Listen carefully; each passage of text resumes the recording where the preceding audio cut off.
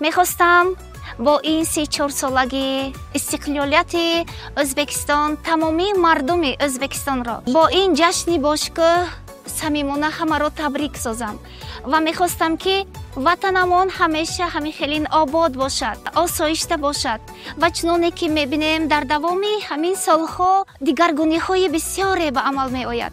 این دیگرگونی ها درباره مدنیت باشد، درباره فرهنگ باشد، همه جایی که می رویم ما آن را حس میکنیم و من بسیار خوشبخت هستم که به همین نوجوانان تعلیم میدیم و درباره این استقلالیت آزادی وطنمان صحبت میکنم و به آنها فخر کرده میگویم که این وطن جان جان ما هست.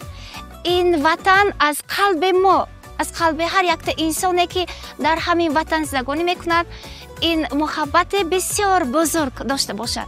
میخواستم گویم که همه وقت آسمانی ما مصفا باشد. من خیلی خوشنودم که در ازبکستان زندگی دارم. زنده باد استقلالیت، زنده باد آبادی کشور ازبکستان.